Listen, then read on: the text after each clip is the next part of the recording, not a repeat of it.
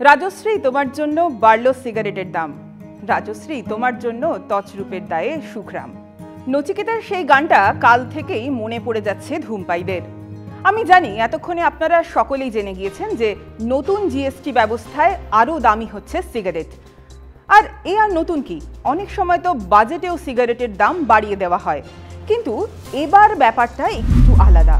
কারণ শোনা যাচ্ছে জিএসটির এই পরিমার্জনের ফলে সিগারেটের দাম বাড়লেও সস্তা হচ্ছে বিড়ি।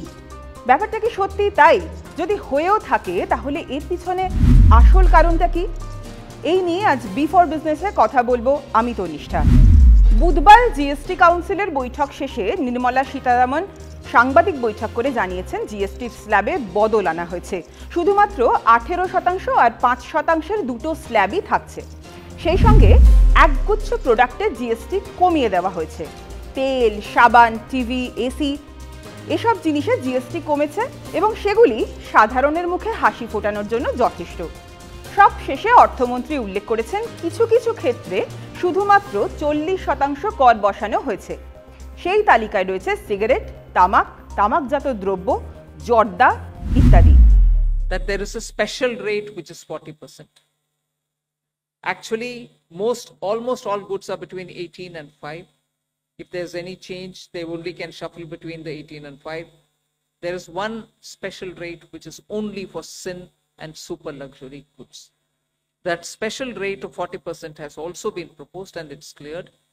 That will apply only to pan masala, cigarettes, gutka, and other tobacco products such as chewing tobacco, products like zarda, unmanufactured tobacco and যেসব মানুষ নিজের প্রিয়জনকে ধূমপান ছাড়ার অনুরোধ করে থাকেন তারা এই ঘোষণায় মনে মনে খুশিই হয়েছেন। অন্তত মূল্যবৃদ্ধির সৌজন্যে যদি সিগারেট ছাড়ার কথা ভাবেন। কিন্তু এ তো যাকে বলে এক যাত্রায় পৃথক ফল। বিড়ির দাম বাড়লো না অথচ সিগারেটের দাম বাড়লো, এ কেমন কথা? এখানেই আছে একটা অঙ্ক। অর্থমন্ত্রী যখন লিস্টটা পড়ছিলেন, অর্থাৎ কোন পণ্যে জিএসটি কমলো বা কোন পণ্যে বাড়লো সেই লিস্টটা যখন পড়ছিলেন, তখন তাতে সিগারেটের পাশাপাশি বিড়ির কথাও উল্লেখ করা হয়েছে, অর্থাৎ বিড়ির কথাও বলেছেন তিনি। সেই হিসেবে বিড়ির ক্ষেত্রেও জিএসটি ধার্য হচ্ছে 40%, এমনটাই মনে করা হয়েছিল। কিন্তু প্রেস ইনফরমেশন ব্যুরোতে যে লিস্ট দেখা যাচ্ছে সেখানে স্পষ্ট যে বিড়ির ক্ষেত্রে জিএসটি 28% থেকে কমে 18% করা হয়েছে। শুধু তাই নয়, বিড়ি বানাতে গেলে যে পাতায় তামাক মোড়া হয় সেই পাতার ক্ষেত্রেও জিএসটি কমে 18 থেকে 5% করে দেওয়া হয়েছে। তেন্দু পাতা বা কেন্দু পাতা যাকে বলা হয়, তাতেই ওই বিড়ির মশলাটা মুড়ে দেওয়া হয়। অর্থাৎ তালিকার এই পুরো হিসেব বলছে যে সার্বিকভাবে বিড়ির দাম কমছে। এবার আসি সরকারের ব্যাখ্যায়। এই যে 40% জিএসটি আসলে যেসব জিনিসের ওপর বসতে চলেছে সেগুলিকে কেন্দ্র বলছে সিন গুডস। শুধু তামাকজাত দ্রব্য নয়, এর মধ্যে রয়েছে অ্যালকোহল, কোল্ড ড্রিঙ্ক, মিষ্টিযুক্ত খাবার, কফি সমৃদ্ধ যে ড্রিঙ্কস হয় সেগুলি। অর্থাৎ মোটের ওপর বলা যেতে পারে যে ডাক্তাররা স্বাস্থ্যের কথা ভেবে যেসব জিনিস খেতে নিষেধ করে থাকেন সেগুলির ক্ষেত্রে এই সিন ট্যাক্স বসানো হচ্ছে।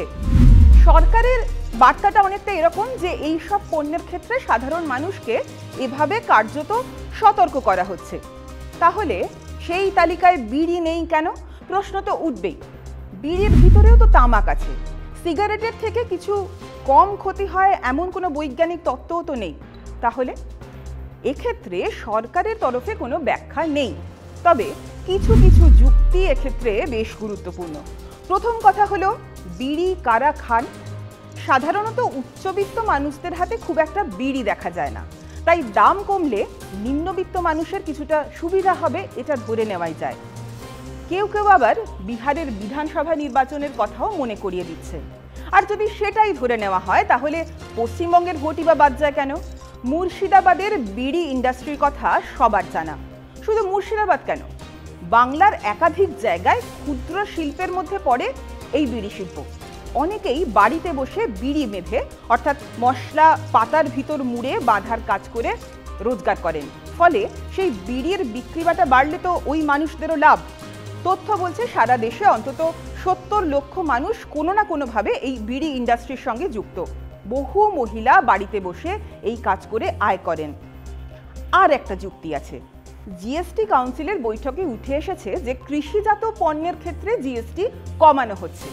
এক্ষেত্রেও সেই যুক্তি খাটে, কারণ যে পাতায় বিড়িটা মোড়ানো হয় সেই তেন্ডু পাতা এক্ষেত্রে কৃষিজাত পণ্য। ওড়িশা, ঝাড়খণ্ড, অসমের মতো রাজ্যে এই ধরনের পাতা প্রচুর উৎপন্ন হয়। তাহলে সেই পাতা যারা কেনেন, অর্থাৎ বিড়ি বাঁধার জন্য যারা সেই পাতা কেনেন, তাদেরও কিছুটা সুবিধা হবে, এটা ধরে নেওয়াই যায়। আরেকটি বিষয় এক্ষেত্রে সব শেষে উল্লেখ করব, সেটা হলো এই বিডিএ ট্যাক্স নিয়ে বারবার সরব হয়েছে আরএসএস এর অন্যতম শাখা সংগঠন স্বদেশী জাগরণ মঞ্চ। তারা কিন্তু বরাবরই একটা বক্তব্য জানিয়ে এসেছে যে বিড়িতে ট্যাক্স বাড়ানো হলে ওই শিল্পের সঙ্গে যুক্ত বহু মানুষ কাজ হারাবে, এবং সাধারণভাবে এই অংশটা হলো নিম্নবিত্ত শ্রেণী বা বলা যেতে পারে প্রত্যন্ত অঞ্চলের মানুষ, তারা কাজ হারাবেন। 28% জিএসটি কমান এই মর্মে কেন্দ্রকে চিঠিও দিয়েছে ওই সংগঠন। এই সিদ্ধান্তের পিছনে কি সেই চিঠির কথাও মাথায় রাখা হয়েছে? প্রশ্নটা থাকছেই। জিএসটি সংক্রান্ত সমস্ত খবরের আপডেট জানতে চোখ রাখুন TV9 বাংলা ডিজিটালে।